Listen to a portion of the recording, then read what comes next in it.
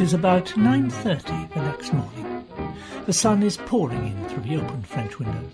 Breakfast table set left centre, below the piano. Ruth is sitting left of table, back to window, reading the Times. Charles comes in and crosses to the window and kisses her. "Good morning, darling." "Good morning, Charles." "Ah, it certainly is." "Certainly is what?" "A good morning. A tremendously good morning. There isn't a cloud in the sky and everything looks newly washed." "Edith is keeping your breakfast hot. You'd better ring." "Anything interesting in the Times?" "Don't be silly, Charles." "I intend to work all day." "Good. It's extraordinary about daylight, isn't it?" "How do you mean?" "The way it reduces everything to normal." "Does it?" "Yes, it does." "Well, I'm sure I'm very glad to hear it." "You're very glacial this morning." "Are you surprised?" "Frankly, yes. I expected more of you." "Well, really? I've always looked upon you as a woman of perception and understanding." "Perhaps this is one of my off days." "Ah, good morning, Edith." "Good morning, sir." "Feeling fit?" "Yes, thank you, sir." "How's cook?" "I don't know, sir. I haven't asked her." "Oh, you should. You should begin every day by asking everyone how they are. It oils the wheels." "Yes, sir." "Greet her from me, will you?" "Yes, sir." "That will be all for the moment, Edith." "Yes, sir." "I wish you wouldn't be facetious with the servants. It confuses them and undermines their morale." "I consider that point of view retrogressive, if not downright futile." "Will you please stop eating my toast and eat your breakfast?" "Now that it's here, I shall." "I have to run the house, you know, and you don't." "Are you implying that I couldn't?" "You are at liberty to try." "I take back what I said about it being a good morning. It's a horrid morning." "And you better eat your breakfast while it's hot, haven't you?" "It isn't." In your younger days, this display of roguish flippancy might have been alluring. In a middle-aged novelist, it's nauseating. "Would you like me to writhe at your feet in a frenzy of self-abasement?" "That would be equally nauseating, but certainly more appropriate." "I really don't see what I've done that's so awful." "You behaved abominably last night. You wounded me and insulted me. I was the victim of an aberration." "Nonsense. You were drunk." "Drunk?" "You had 4 strong dry martinis before dinner, a great deal too much Burgundy at dinner, and heaven knows how much port and Comel with Dr. Bradman while I was doing my best to entertain that madwoman, and then 2 double brandies later. I gave them to you myself." "Of course you were drunk." "So that's your story, is it?" "You refused to come to bed, and finally, when I came down at 3 a.m. to see what had happened to you, I found you in an alcoholic coma on the sofa, with the fire out and your hair all over your face." "I was not in the least drunk, Ruth. Something happened to me last night. Something very peculiar happened to me." "Nonsense." "It isn't nonsense. I know it looks like nonsense, now, in a clear, remorseless light of day, but last night it was far from being nonsense. I honestly had some sort of hallucination." "I would really rather not discuss it any further." "But you must discuss it. It's very disturbing." "There I agree with you. Whatever it was showed you up in a most unpleasant light. I find that extremely disturbing."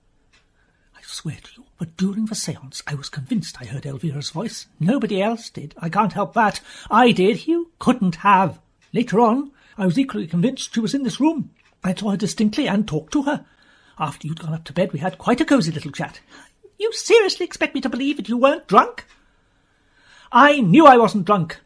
If I'd been all that drunk, I should have had a dreadful hangover now, wouldn't I?" "I'm not at all sure you haven't." "I haven't got a trace of a headache. My tongue's not coated. Look at it." "I have not the least desire to look at your tongue. Kindly put it in again." "I know what it is. You're frightened." "Frightened? Rubbish! What is there to be frightened of?" "Elvira. You wouldn't have minded all that much even if I had been drunk. It's only because it was all mixed up with Elvira." "I seem to remember last night before dinner telling you that your views of female psychology were rather didactic. I was right?" "Oh, I should have added, but they were puerile." "That was when it all began." "When what all began?" "We were talking too much about Elvira. It's dangerous to have somebody very strong in your mind when you start dabbling with the occult.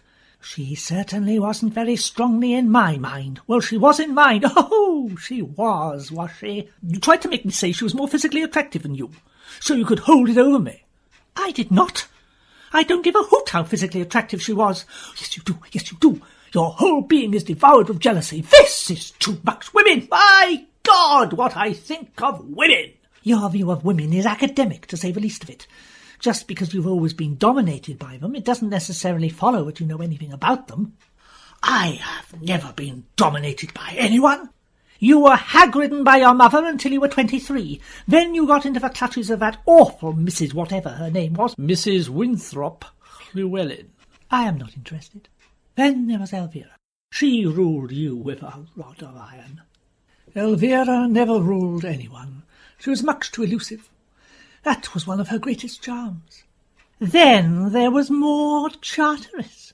My affair with Maud Charteris lasted exactly 7.5 weeks, and she cried all the time, the tyranny of tears. Then there was, if you wish to make an inventory of my sex life. I think, dear, it's only fair to tell you you've missed out several episodes. I'll consult my diary and give you the complete list after lunch. It's no use trying to impress me with your routine amorous exploits. The only woman in my whole life who's ever attempted to dominate me is you, and you've been at it for years. That is completely untrue. Oh, no, it isn't. You boss me and bully me and order me about. You won't even allow me to have an hallucination if I want to. Charles, alcohol will ruin your whole life if you allow it to get hold of you, you know. Once and for all, Ruth, I would like you to understand that what happened last night was nothing whatever to do with alcohol. You've adroitly rationalized the whole affair to your own satisfaction, but your deductions are based on complete fallacy. I am willing to grant you that it was an aberration, some sort of odd psychic delusion brought on by suggestion or hypnosis, but I was stone-cold sober from first to last, and extremely upset into the bargain. You were upset. What about me? You behaved with a stolid, obtuse lack of comprehension that frankly shocked me. I consider that I was remarkably patient, but I shall know better next time. Instead of putting out a gentle, comradely hand to guide me, you shouted staccato orders at me like a sergeant major. You seemed to forget that you gratuitously insulted me. I did not. You called me a gutter snipe. You told me to shut up, and when I quietly suggested that we should go up to bed, you said, with the most disgusting leer, that it was an immoral suggestion. I was talking to Elvira. If you were, I can only say that it conjures up a fragrant picture of your first marriage. My first marriage was perfectly charming, and I think it is in the worst possible taste for you to sneer at it. I am not nearly so interested in your first marriage as you think I am. It's your second marriage that is absorbing me at the moment, because it seems to me to be on the rocks. Only because you persist in taking up this ridiculous attitude. My attitude is none other than a normal woman whose husband gets drunk and hurls abuse at her. I was not drunk. Be quiet. They'll hear you in the kitchen. I do not care if they hear me in Folkestone town. I was not drunk. Control yourself, Charles. How can I control myself in the face of your idiotic damned stubbornness? It's giving me claustrophobia. You'd better ring up Dr. Bradman. Can I clear, please? Yes, Edith, of course. Cook wants to know about lunch, Mum. Will you be in for lunch, Charles? Oh, please don't worry about me. I shall be perfectly happy with a bottle of gin in my bedroom. Don't be silly, dear. Tell Cook we shall both be in. Yes'm. I'm going into Hythe this morning. If there is anything you want. Yes, a great deal. But I doubt you could get it in Hythe. Oh, tell Cook to put Alka-Seltzer down on my list, will you, Edith? Yes'm. It's clouding over. You have a genius for understatement. Don't worry about the table, Edith. I'll put all that away. Yes'm. Look, please, Ruth, be reasonable. I'm perfectly reasonable. I wasn't pretending. I really did believe that I saw Elvira, and when I heard her voice, I was appalled. You put up with it for 5 years. When I saw her, I had the shock of my life. That's why I dropped the glass. But you couldn't have seen her. I know I couldn't, but I did. Well, then there's obviously something wrong with you. Yes, exactly. There's something wrong with me. Something fundamentally wrong with me. That's why I'm imploring your sympathy. And all I got was a sterile temperance lecture. You had been drinking, Charles. There's no denying that. No more than usual. Well, how do you account for it, then? I can't. That's what's so awful. You feel quite well yesterday? During the day, I mean? Of course I did. What did you have for lunch? You ought to know. You had it with me. Oh, well, let me see. Lemon sole, that cheese thing. I don't see why having a cheese thing for lunch should make me see my deceased wife after dinner. It was rather rich. Did you see your dead husband, then? You had just as much of it as I did. It's not getting us anywhere. Of course it isn't. And it won't, as long as you insist on ascribing supernatural phenomena to colonic irritation. Perhaps you ought to see a nerve specialist. I am not in the least neurotic and never have been. A psychoanalyst, then. I refuse to endure months of expensive humiliation, only to be told at the end of it that at the age of 4 I was in love with my rocking horse. What do you suggest, then? I don't suggest anything. I'm profoundly uneasy. Perhaps there's something pressing on your brain. If there was something pressing on my brain, I should have violent headaches, shouldn't I? Not necessarily. An uncle of mine had a lump the size of a cricket ball pressing on his brain for years. He never felt a thing. I know I should know if I had anything like that. He didn't. What happened to him? He had it taken out, and he's been as bright as a button ever since. Did he have any sort of delusions? Did he think he saw things that weren't there? No, I don't think so. Well, what the hell are we talking about him for, then? It's a sheer waste of time. I only brought him up as an example. I think I'm going mad. How do you feel now? Physically, you mean? Altogether. Apart from being worried, I feel quite normal. Good. You're not hearing or seeing anything in the least unusual. Not a thing. Oh, you've absolutely ruined that border by the sundial. It looks like a mixed salad. Oh, my God! She's here again. What do you mean? Who's here again? Elvira! Now pull yourself together and don't be absurd. It's all those nasturtiums. They're so vulgar. I like nasturtiums. You like what? Well, they're all right in moderation, but a mass like that look beastly. Help me, Ruth. You've got to help me. What do you mean about nasturtiums? Never mind that now. She's here again. You've been having a nice scene, haven't you? I could hear you right down the garden. Please mind your own business. If you're behaving like a lunatic isn't my business, nothing is.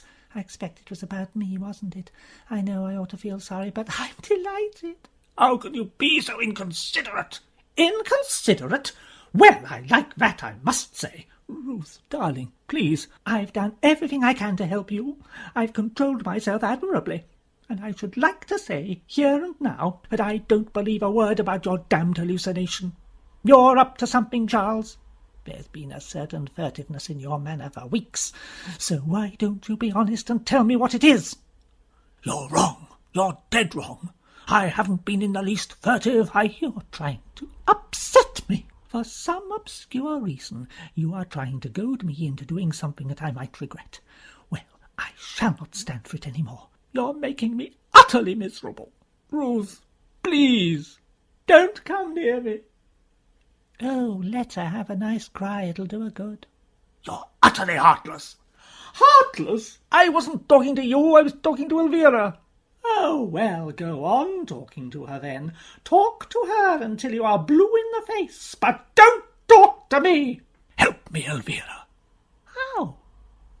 Make her see you or something. Well, I'm afraid I couldn't manage that. It's technically the most difficult business. It's frightfully complicated. It takes years of study. You are here, aren't you? You're not an illusion. I may be an illusion, but I'm most definitely here. How did you get here? Told you last night. I don't exactly know. Well, you must make me a promise that in future you only come and talk to me when I'm alone. How unkind you are, making me feel so unwanted. I don't think I've ever been treated so rudely. I don't mean to be rude, but you must see it's all your fault for having a married woman who is incapable of seeing beyond the nose on her face. If she had a grain of real sympathy or affection for you, she'd believe what you tell her. How could anyone believe this? You'd be surprised how gullible people are. We often laugh about it on the other side. Charles. Yes, dear? I'm awfully sorry I was cross. But, my dear, I understand now. I do really. You do? Of course I do. Look out, she's up to something. Will you please be quiet? Of course, darling. We'll all be quiet, won't we? We'll be as quiet as little mice. Ruth, dear, listen to me. I want you to come upstairs with me and go to bed. What? The way that woman harps on bed, it's nothing short of erotic. I'll deal with you later. Very well, darling. Come along. What are you up to? I'm not up to anything. I just want you to go quietly to bed and wait here until Dr. Bradman comes. No, Ruth, you're wrong. Come on, dear. She'll have you in a straitjacket before you know where you are. Help me! You must help me! My dear, I would with pleasure, but I can't think how. I can. Listen, Ruth. Yes, dear? If I promise to go to bed, will you let me stay here 5 minutes longer? Well, I really think it would be better. Bear with me. However mad it may seem, bear with me for just 5 minutes longer. Very well. What is it? Sit down. All right. There. Now listen. Listen carefully. Have a cigarette. It'll soothe your nerves. I don't want a cigarette. Well, you shan't have one, darling. Ruth, I want to explain to you clearly and without emotion, but beyond any shadow of doubt, the ghost or shade, or whatever you like to call it, of my first wife Elvira is in this room now. Yes, dear. I know you don't believe it. You're trying valiantly to humour me, but I intend to prove it to you. Why not lie down and have a nice rest, and you can prove anything you want later on. She may not be here later on. Oh, don't worry. She will. Oh, God. Hush, dear. Promise you'll do what I ask. Well, that depends on what it is. Ruth, you see that bowl of flowers on the piano? Yes, dear, I did it myself this morning. Very untidily, if I may say so. You may not. Very well, dear. I never will again, I promise. Elvira will now carry that bowl of flowers to the mantelpiece and back again. You will, Elvira, won't you? Just to please me. I don't really see why I should. You've been quite insufferable to me since I materialized. Please! All right, just this once. Not that I approve of all these masculine and devant carryings-on. Now, Ruth, watch carefully. Very well, dear. Go on, Elvira. Take it to the mantelpiece and back again. There, you see. How dare you, Charles? You ought to be ashamed of yourself. What do you mean? This trick. I know it's a trick. You've been working up to this. It's all part of some horrible plan. It isn't, I swear it isn't. Elvira, do something else, for God's sake. Certainly. Anything to oblige. You want to get rid of me. You're trying to drive me out of my mind. Don't be silly. You're cruel and sadistic, and I'll never forgive you. You see, they're back now. I'm not going to put up with this any more. You must believe it. You must. Let me go immediately. Oh, that was Elvira. I swear it was. Let me go. Ruth, please.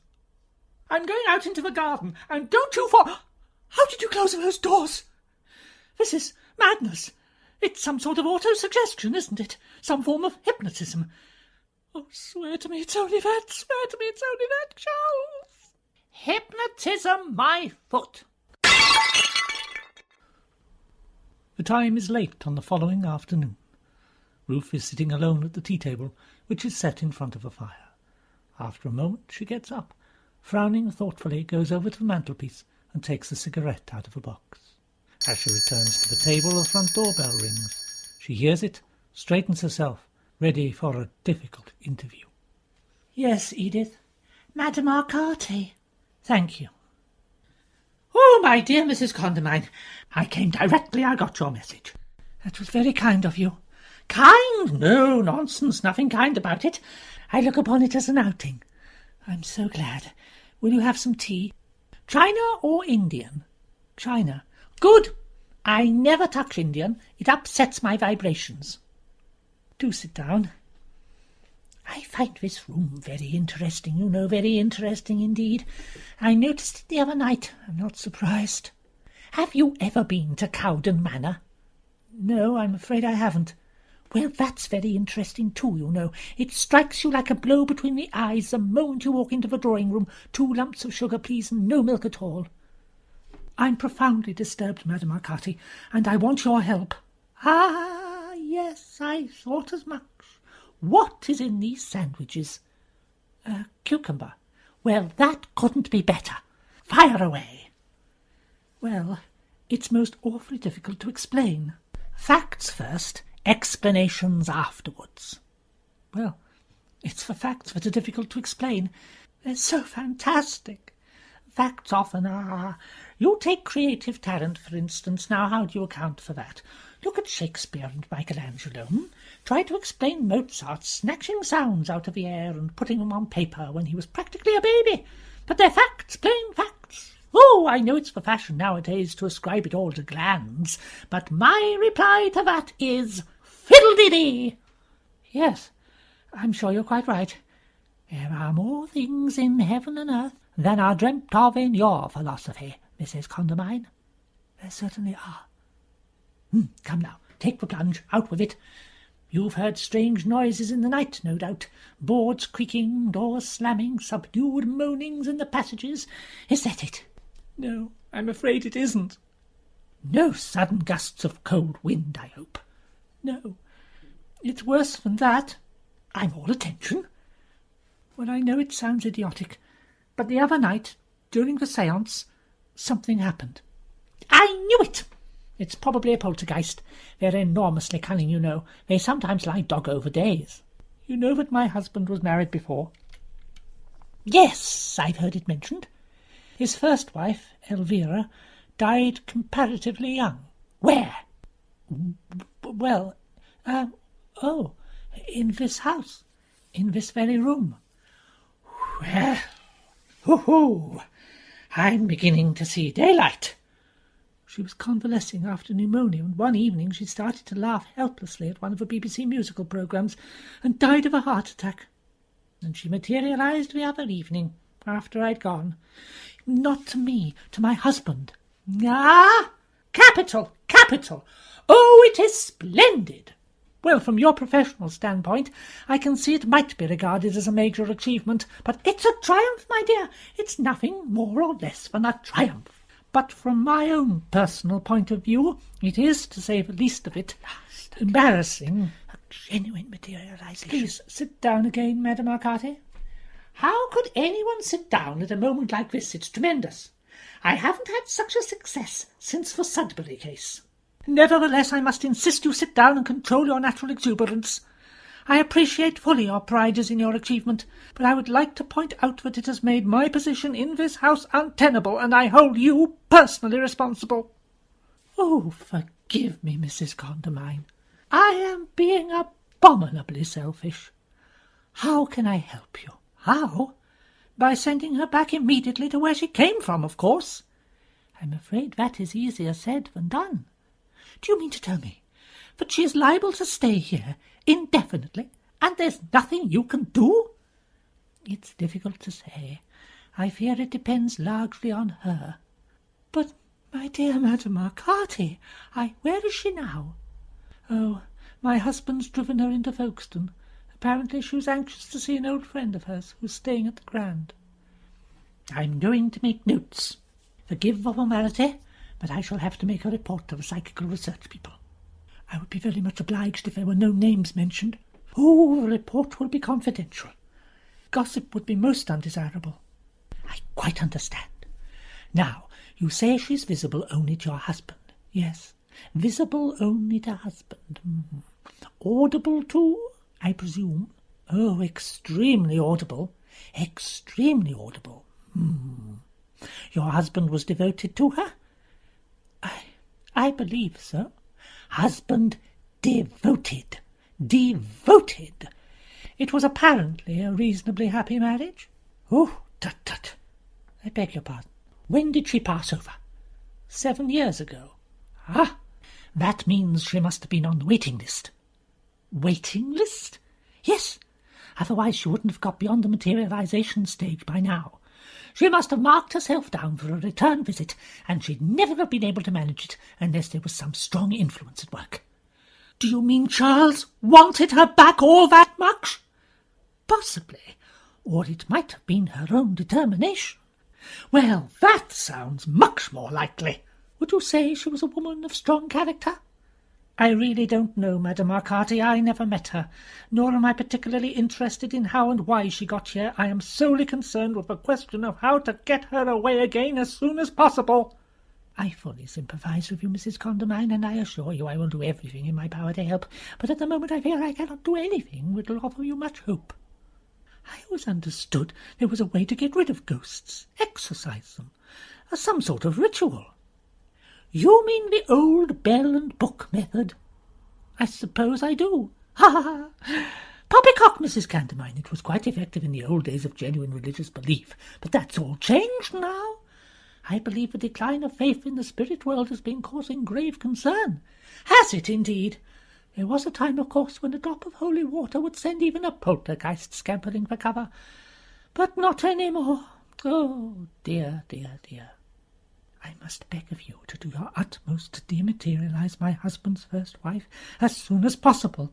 The time has come for me to admit to you frankly, Mrs. Condamine, that I haven't the faintest idea how to set about that. Do you mean to sit there and tell me you're having mischievously conjured up this ghost or spirit or whatever it is and placed me in this hideous position, and you are unable to do anything about it at all? Honesty is the best policy. But it's outrageous! I ought to hand you over to the police. You go too far, Mrs. Condamine. I go too far. Do you realize what your insane amateur muddling has done?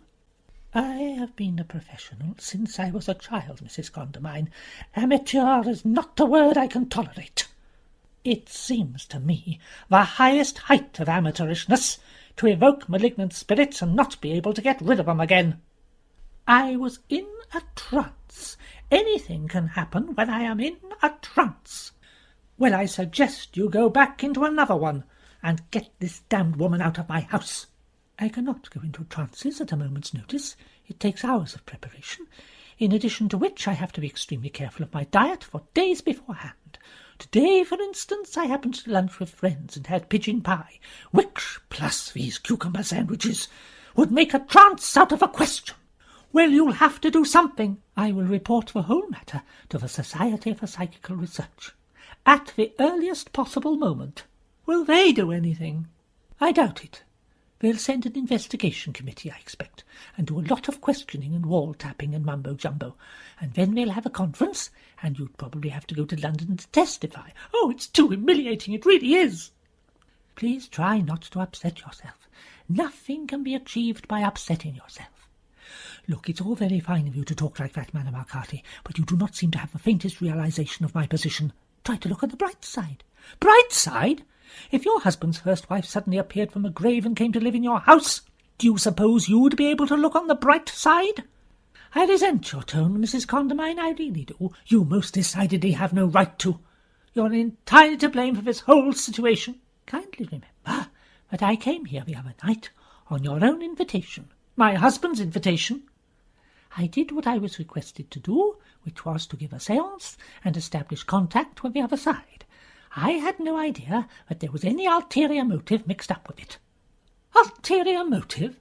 Well, your husband was obviously eager to get in touch with his former wife. If I'd been aware of that at the time, I should naturally have consulted you beforehand. After all, noblesse oblige. He had no intention of getting in touch with anything. The whole thing was planned in order for him to get material for a mystery story he's writing about a homicidal medium. Am I to understand that I was invited only in a spirit of mockery?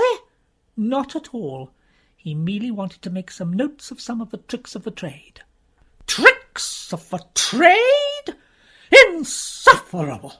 I have never been so insulted in my life. I feel we have nothing more to say to one another, Mrs. Condamine. Goodbye. Oh, please don't go, please. Your attitude from the outset has been most unpleasant, Mrs. Condamine. Some of your remarks have been discourteous in the extreme, and I would like to say without umbrage that if you and your husband were foolish enough to tamper with the unseen for paltry motives and in a spirit of ribaldry, whatever has happened to you is your own fault, and, to coin a phrase, as far as I'm concerned, you can stew in your own juice. Oh, damn, damn, damn! What on earth was Madame Arcati doing here? She came to tea. Did you ask her? Of course I did. You never told me you were going to. And you never told me you were going to ask Elvira to live with us. I didn't. Yes, you did, darling. It was your subconscious. What was the old girl so cross about? She practically cut me dead.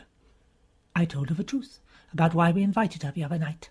Well, that was unnecessary and most unkind. She needed taking down a bit. She was blowing herself out like a pouter pigeon. Why did you ask her to tea? To get me exercised, of course. Oh, I wish I could have a cucumber sandwich. I did love them so. Is this true, Ruth? Is what true? What Elvira said. You know perfectly well I can't hear what Elvira says. She said you got Madame Arcati here to try to get her exorcised. Is that true? We discussed the possibilities. There's a snake in the grass for you. You had no right to do that. Not without consulting me. I have every right. This situation is absolutely impossible, and you know it. If only you'd make a little effort and try to be a little more friendly to Elvira, we might all have quite a jolly time. I have no wish to have a jolly time with Elvira. She's certainly very bad-tempered, isn't she? I can't think why you married her. Well, she's naturally a bit upset. We must make allowances. I was never bad-tempered, was I, darling? Not even when you were beastly to me. I was never beastly to you. Where is Elvira at the moment?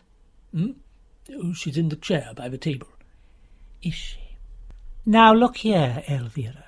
I shall have to call you Elvira, shan't I? I can't very well go around saying Mrs. Condamine. It would be too silly. I don't see why. Did she say anything? She said she'd like nothing better. Oh, Charles, darling, you're so sweet. I worship you. I wish to be absolutely honest with you, Elvira.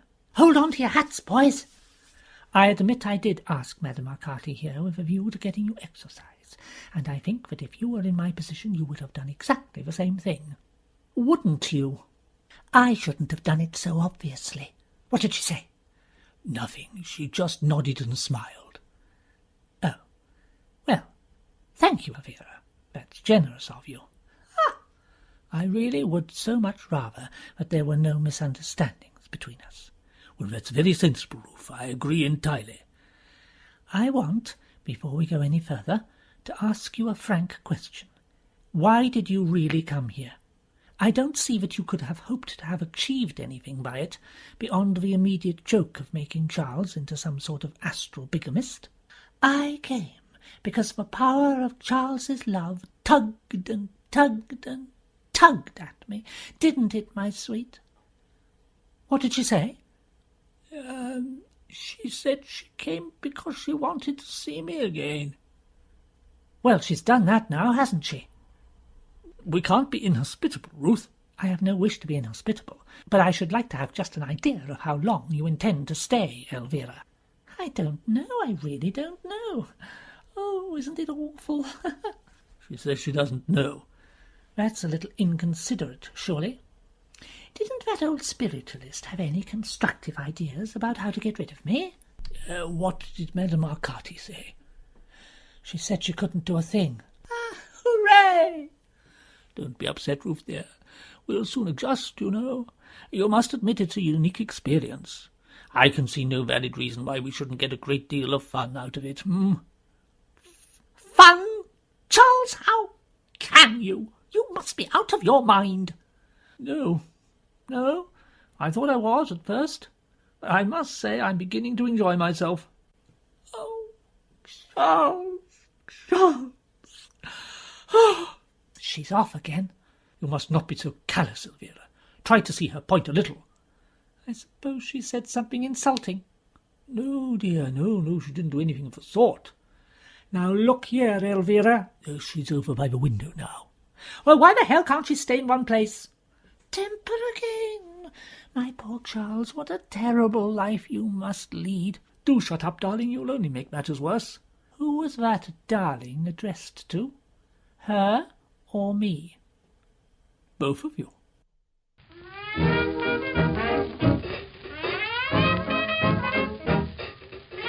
Oh, this is intolerable.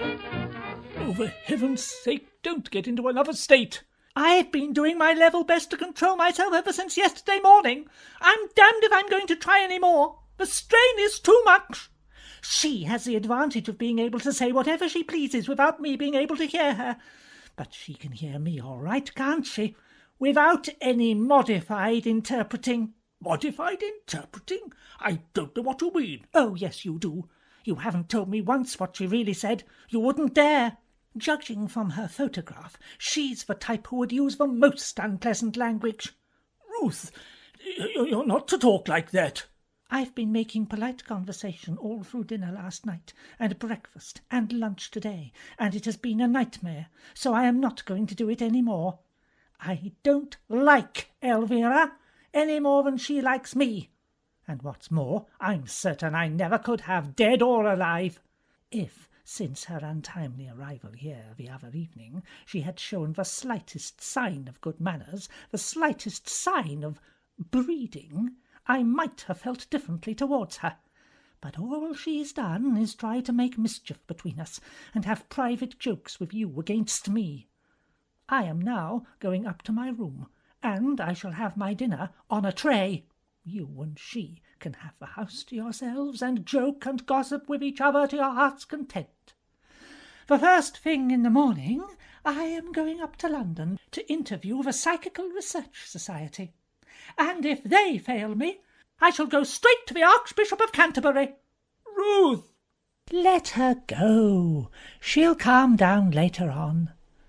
It's not like her to behave like this. She's generally so equable. No, she isn't, not really. It's the mouth, you see, it gives her away. It's a hard mouth, Charles. Her mouth is neither here nor there. I resent you discussing Ruth as though she were a horse. Do you love her? Of course I do. As much as you loved me? Don't be silly, it's entirely different. Well, I'm glad. Nothing could ever have been quite the same, could it? You always behaved very badly. Oh, Charles, I'm grieved to see that your sojourn in the other world has not improved you in the least. Oh, go on, darling. I love it when you pretend to be cross with me. I'm going upstairs to talk to Ruth. Oh, cowardy custard. Don't be idiotic. I can't let her go like that. I must be a little nice and sympathetic to her. Oh, I don't see why. If she's set on being disagreeable, I would let her get on with it. The whole business is very difficult for her. We must be fair. She should learn to be more adaptable. Well, she will, in time. It's been a shock. Has it been a shock for you too, darling? Of course. What did you expect? A nice shock. What do you want here, Elvira? I don't know what you mean. I remember that whenever you were overpoweringly demure, it usually meant you wanted something. How horrid of you to be so suspicious. All I want is to be with you. Well, you are. I mean alone, darling. If you go and pamper Ruth and smarm over her, she'll probably come flouncing down again, and our lovely quiet evening together will be spoilt. You're incorrigibly selfish. Well, I haven't seen you for 7 years. It's only natural I'd want to spend a little time alone with you, to talk over old times. I'll let you go up just for a little while, if you really think it is your duty. But of course it is. Then I don't mind. You won't be long, will you? You will come down again soon. I shall probably dress for dinner while I'm upstairs. You can read the Tatler or something.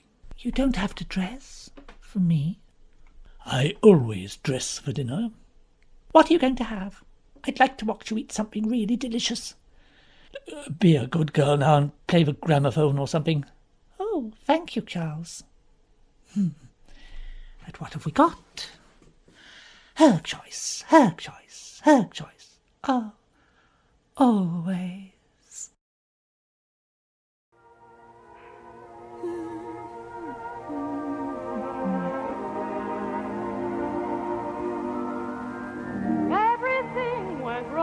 Here comes that clumsy maid. Yes, dear, the gramophone is playing and there's no one here. Why don't you turn it off? And I shall put it back on again.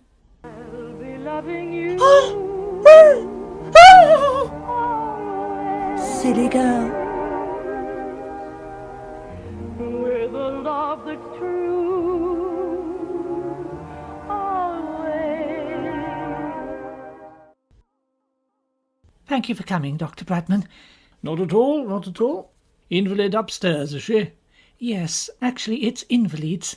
Charles tripped running down the stairs to see what was wrong. Oh, dear. Never mind. What awfully bad luck, Mrs. Condamine. Yes. Forgive me. Shall we wait through here? Does she often pass out? Not usually, no. But these aren't usual times. Weather show any sign of clearing, does it? No, not really. You know, it's been a chapter of accidents, hasn't it, lately? Yes, it certainly has. It happens like that sometimes, you know. Everything seems to go wrong at once, exactly as if there were evil forces at work. I remember once when George went away for a fortnight's holiday, not long after we married.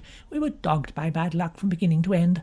The weather was vile. George sprained his ankle. I caught a terrible cold and had to stay in bed for 2 days.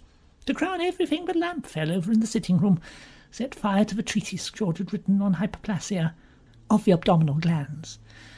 Oh, dreadful. He had to write it all over again, every single word. You're sure you wouldn't like a cocktail or some sherry or something? Oh, no, thank you, really not. George will be down in a minute, and we've got to go like lightning then. We were supposed to be at the Wilmots at 7. It's nearly that now. I think I'll have a little sherry. I feel I need it. Don't worry about your husband's arm, Mrs. Condamine. I'm sure it's only a sprain. It's not his arm I'm worried about. I'm sure Edith will be up and about again in a few days. My cook gave notice this morning. Oh, no. Servants are awful, aren't they? Not a shred of gratitude. At the first sign of trouble they run out, like rats leaving a sinking ship. I can't feel that your simile was entirely fortunate, Mrs. Bradman. Oh, I didn't mean that. Really, I didn't. Nothing to worry about, Mrs. Condamine. It's only a slight strain. I'm so relieved. He made a good deal of fuss when I examined it. Men are much worse patients than women, you know, particularly highly strung men like her husband. Is he so highly strung, do you think? Oh, yes. Matter of fact, I wanted to talk to you about that. I think he's been overworking lately. Overworking? Yes. He's in rather a nervous condition. Oh, nothing serious. What makes you think so? Why, no symptoms. Of course, the shock of his fall might have something to do with it, but I certainly should advise a complete rest for a couple of weeks. You mean he ought to go away? Oh, yes, good idea. A change of atmosphere can work wonders. What symptoms did you notice? Well, nothing to be unduly alarmed about. A certain air of strain, inability to focus the eyes on the person he's talking to, a few rather marked irrelevancies in his conversation. Yes, I see. Can you remember any specific ones? Well, he suddenly shouted, "What are you doing in the bathroom?" Then a little later, while I was writing him a prescription, he suddenly said, "For God's sake, behave yourself." How extraordinary. Yes, isn't he? He often goes on like that, particularly when he's immersed in writing a book. Well, I'm not in the least perturbed about it. I do think a rest and a change would be a good idea. Thank you very much, Doctor. Would you like some sherry? Oh, no, thank you. We've got to be off. Oh, how is poor Edith? She'll be all right in a few days, still recovering from a concussion. It's funny, isn't it? Both your housemaid and your husband falling down on the same day. Yes, if that sort of thing amuses you. Of course, I didn't mean it like that. Come along, my dear. You're talking too much, as usual. Oh, you're horrid, George. Goodbye, Mrs. Condamine. Goodbye. I'll pop in and have a look at both patients sometime tomorrow morning. Thank you so much. Ah, yes, the wounded soldier. How does it feel now? All right, thank you. Only a slight sprain, you know. It's this damned sling. Is it really essential? Wise precaution. It'll prevent you using your left hand, except when it's absolutely necessary. I'd intended to drive it to Folkestone this evening. Well, it would be much better if you didn't. It's extremely inconvenient. You can easily wait and go tomorrow, Charles. I can't stand another of these dreary evenings at home. It'll drive me dotty, Charles. I haven't seen a movie for 7 years. Well, let me be the first to congratulate you. What's that, old man? Charles, dear, try to be sensible, I implore you. Yes, I'm sorry, I forgot. You know, you can drive the car if you promise to go very slowly and carefully.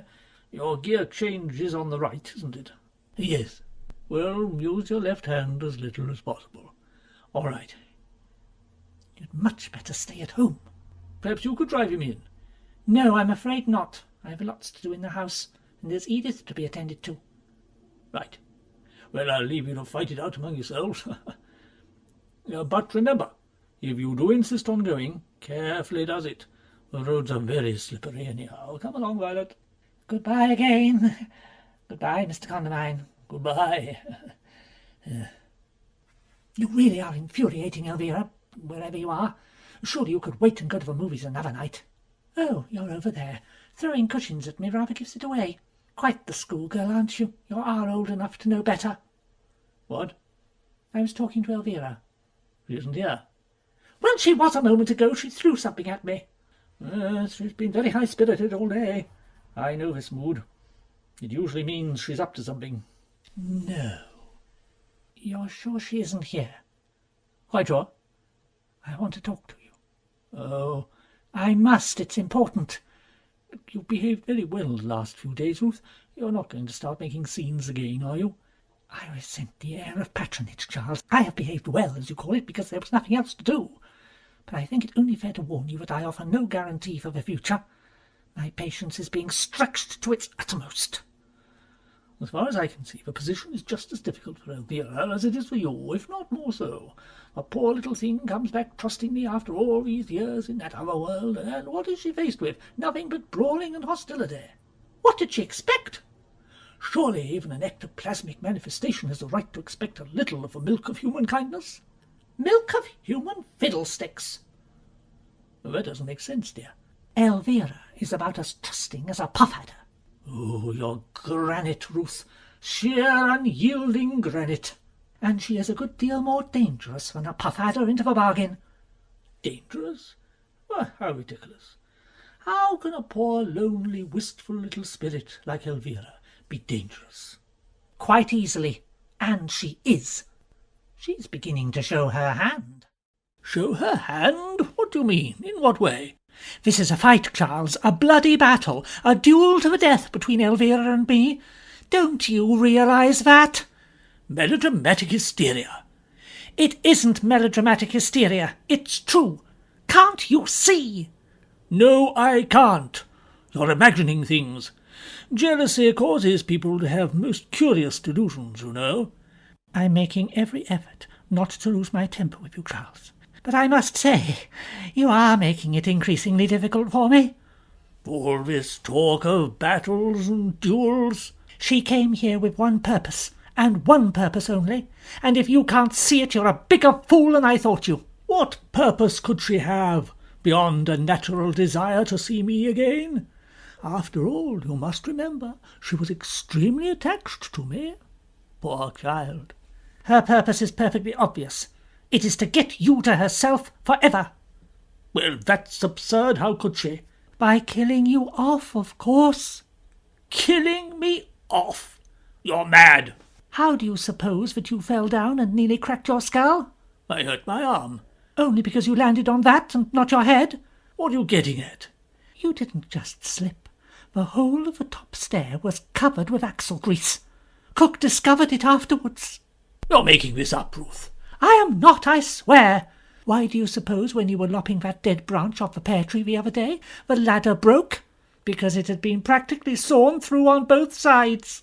But why should she want to kill me? I could understand her wanting to kill you, but me? Why? If you were dead, it would be her final triumph over me. She would have you with her forever on her damned astral plane, and I'd be left high and dry. She's probably planning a sort of spiritual remarriage. I wouldn't put anything past her. Really, Ruth, don't you see now? She would not be so sly, so wicked. She couldn't she just? I grant you, but as a character she was always rather light and irresponsible. But I would never have believed her capable of low cunning. Perhaps the spirit world has deteriorated her. Oh, Ruth! Don't keep looking like a wounded spaniel and concentrate. This is serious. Well, what are we to do? You're not to let her know that we suspect a thing. Behave perfectly ordinarily, as though nothing has happened. I am going to go to Madame Arcati immediately. I don't care how cross she is. She has got to help us. Even if she can't get rid of Elvira, she must have some technical method of rendering her harmless. If a trance is necessary, she will go into a trance, if I have to beat her into it. I'll be back in half an hour. Tell Elvira I've gone to see the vicar. This is appalling. Never mind that. Remember, don't give yourself away by so much as a flick of an eyelid. Look out! What? I merely said it's a nice look out. What's a nice look out? To look out at the weather, Elvira. The glass is going down and down, you know. It's positively macabre. I find it difficult to believe that you and Ruth, at this particular moment, can't think of anything more interesting than the weather. I can't stand this any more. I really can't. Ruth, dear, please. Has she broken out again? What did she say? She asked if you'd broken out again. How dare you talk like that, Elvira? Now then, Ruth. Charles and I were not talking about the weather, Elvira, as you so very shrewdly suspected. I should loathe to think that we had any secrets from you. She's behind you. Oh. And so I will explain exactly what we were talking about. I was trying to persuade him not to drive you into Folkestone this evening, because it will be bad for his arm, and you can perfectly easily wait until tomorrow. However, as he seems to be determined to place your wishes before mine in everything, I have nothing further to say. So I'm sure I hope you both enjoy yourselves. Oh, Charles! Now, have you been being beastly to her? No. She doesn't like being thwarted any more than you do. Well, she's a woman of sterling character. It's a pity she's so ungiving. As I told you before, I would rather not discuss Ruth with you. It makes me uncomfortable.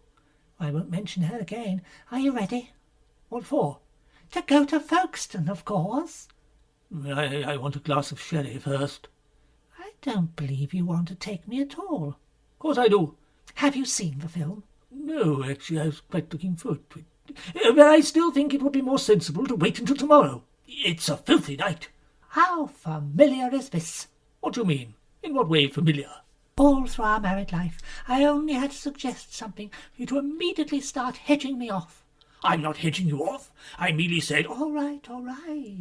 We'll spend another cosy, intimate evening at home, with Ruth sewing away at that hideous table centre and snapping at us like a terrier. Ruth is perfectly aware that the table centre is hideous, but it happens to be a birthday present for her mother. It's no use trying to defend Ruth's taste to me. It's thoroughly artsy-crafty, and you know it. It's not artsy-craftsy. She's ruined the room. Look at those curtains and that awful shawl on the piano. Lady McKinley sent it to us, from Burma. Obviously because it's been sent to her from Birmingham. If you don't behave yourself, I shan't take you into Folkestone ever. Please, Charles, don't be elderly and grand with me. Please, let's go now. Not until I have had my sherry. You're so tiresome, darling. I've been waiting about for hours. Well, a few more minutes won't make any difference, Ed. Oh, very well. Besides, the car won't be back for half an hour at least. What? What do you mean? Ruth's taken it. She's gone to see the vicar. What? What on earth's the matter with you? Ruth has taken the car? Yes. to go and see the vicar. She won't be long. Oh, my God! Oh, my God! Elvira! Stop her! You must stop her at once! Why? What for? You stop her! Go out and stop her immediately, Charles! It's too late now. I heard her go a couple of minutes ago. Oh! Oh! Oh! What on earth? Elvira, what have you done? Done? Nothing. You're lying! I'm not lying. What is there to lie about? What are you in such a state for? I'm not in a state. I don't know what you mean. You've done something dreadful, haven't you? Don't look at me like that, Charles. I haven't. I swear I haven't. Oh, my God. The car! No, Charles, no. Ruth was right. You did want to kill me. You've done something to the car. No. Oh. What did you do? Answer me. Hello? Hello? Yes, speaking. I see. The bridge at the bottom of the hill. Thank you. No, I'll come at once. Well, of all the filthy, low-down tricks. Ruth! Yes, it was Ruth. No, she's here. What? What are you talking about?